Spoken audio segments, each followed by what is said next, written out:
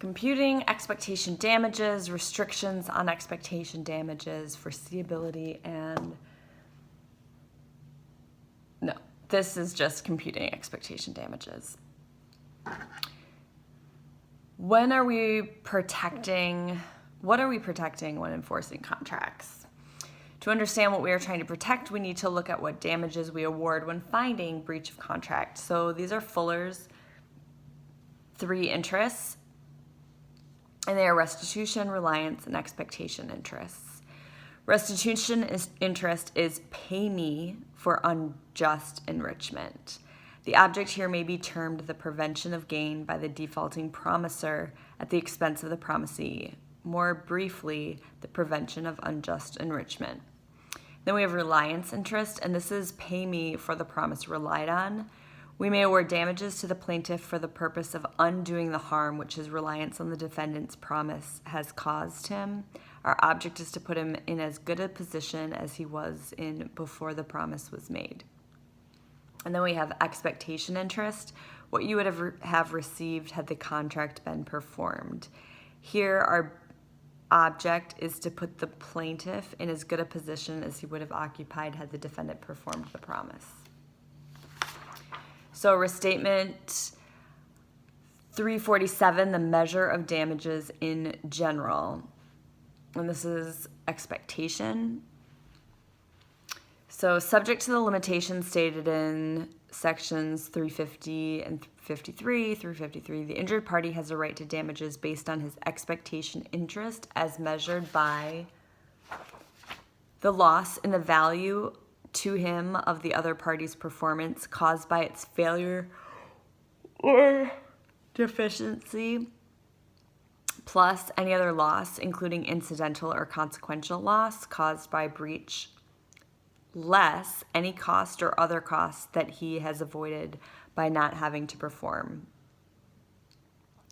So the calculation for this, we need to remember loss in value, plus other losses, minus cost avoided, minus loss avoided.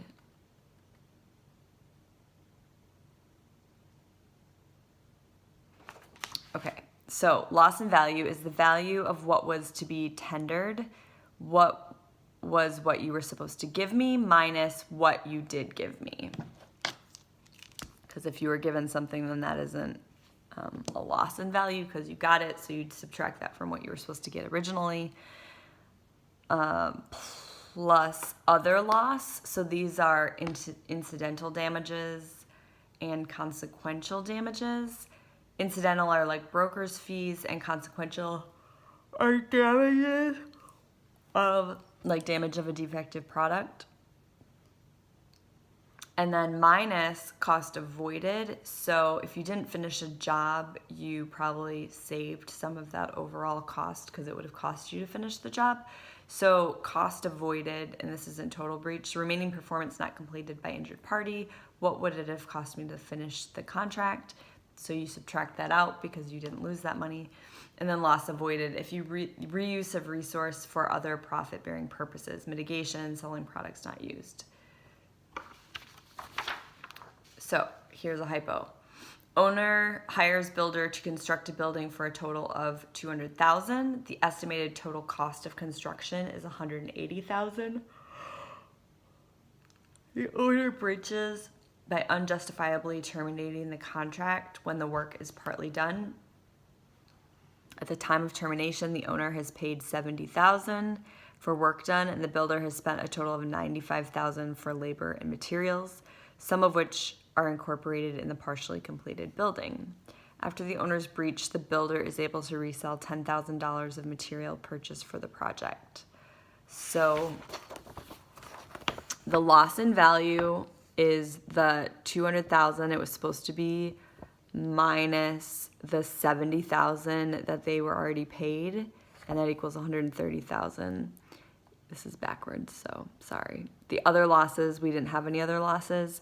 The cost avoided was, it was supposed to be $180 for the whole thing, but they paid $95 already. So the cost avoided was $85,000.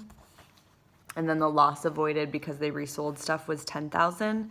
So the total damages were the 130 plus 0 for other losses minus the 85,000 of cost avoided minus 10,000 for loss avoided. So loss in value plus other losses minus cost avoided minus loss avoided. Loss in value plus other loss minus cost avoided minus loss avoided. Loss in value plus other losses minus cost avoided minus loss avoided. That is our calculation. So in this case, the total damages was 35. And then in case 2, employer hires employee under a 2-year employment contract for a salary of $50,000 per year, payable in installments at the end of each month.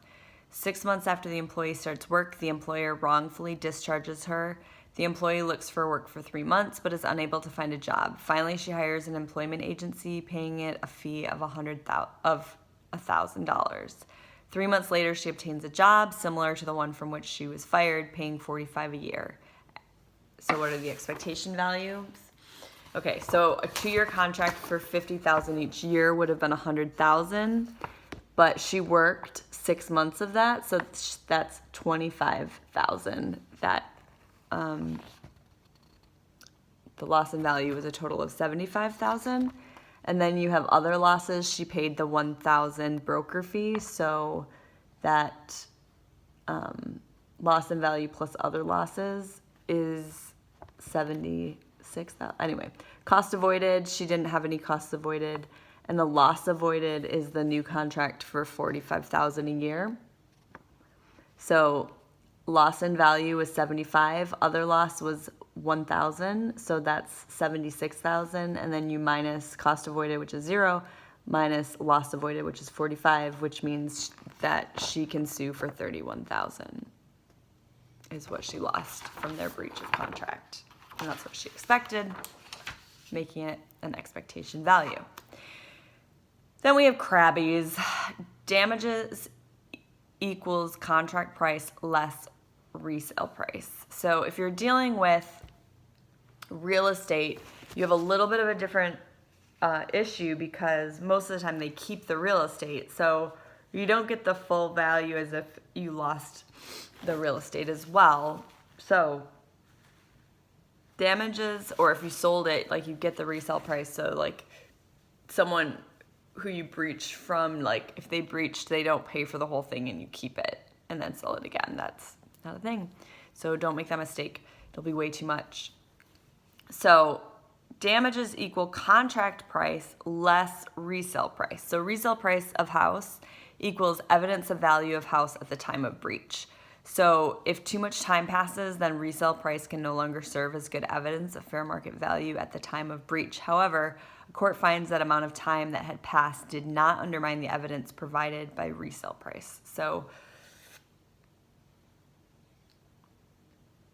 in this particular case. Also, court finds that there was no evidence that the sale was compelled. So if a sale is compelled because like someone has to get out of it, that could make it harder because you didn't sell at maybe a fair market price. If it had been compelled, then resale price would not have been good evidence of contract price. So they're using the restatement framework for this one. The contract price was $29,290,000, but the fair market value was $2,350. So that means the loss in value was $55,000. And the other losses for the fixed prices, utilities, mortgage, between breach and resale was $40,547.30. There was no cost avoided or loss avoided. So the total damages became loss in value plus other losses, and then minus cost and loss, but we didn't have any. So $95,547.30 was what Krabby's turned out to be. And Handicapped Children's Education Board v. Lukasevescu something. No additional benefit. Any additional okay, so this one was the teacher, and then like she left to get a better job, and they wouldn't let her out of the contract, even though it said it was for medical reasons.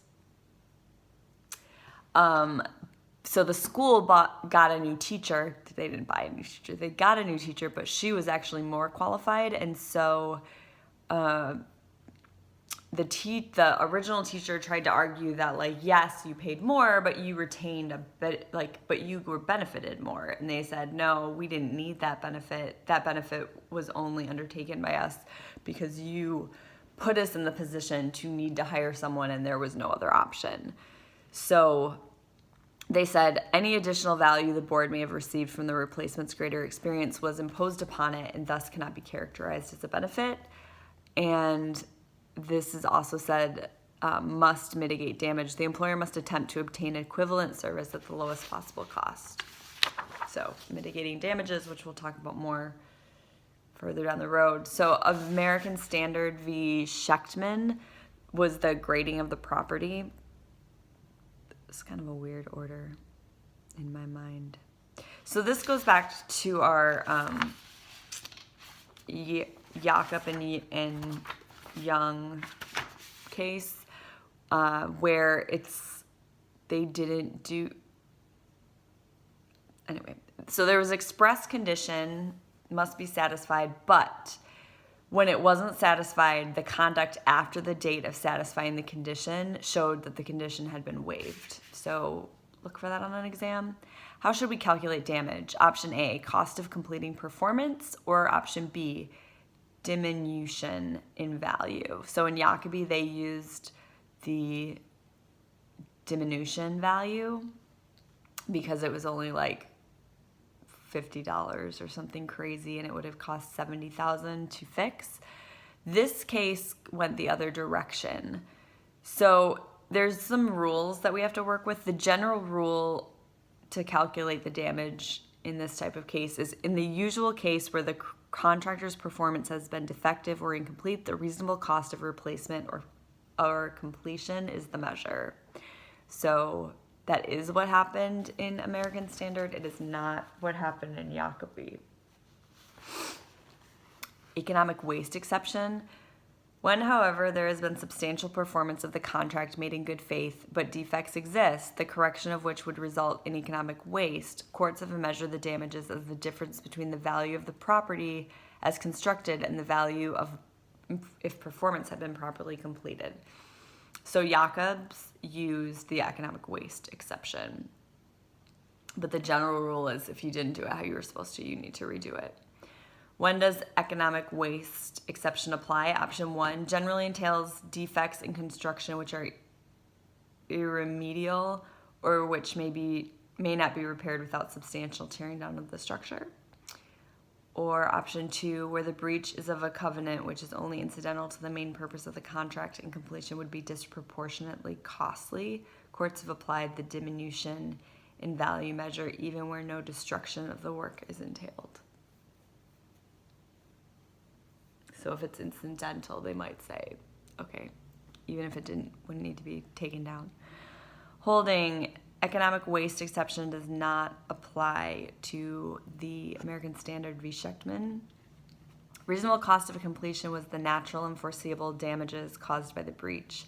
Economic waste exception doesn't apply. Grading was not incidental to the plaintiff's purpose, and there was no need to tear down already completed construction because it was just grading of the property. Failure to complete the grading was not in good faith. So they basically decided that it would be an efficient breach, but the court did not agree. Which is better measure of expectation damages, cost of completion or a diminution in value?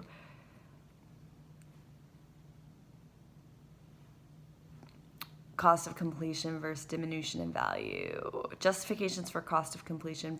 It is the bargain for exchange, and it has idiosyncratic value. Like, this is what I bargained for, this is what I want. Justifications for diminution in value, overcompensation, and specific performance. So in Schechtman, they actually got their money, and then they just pocketed. They never graded it by themselves,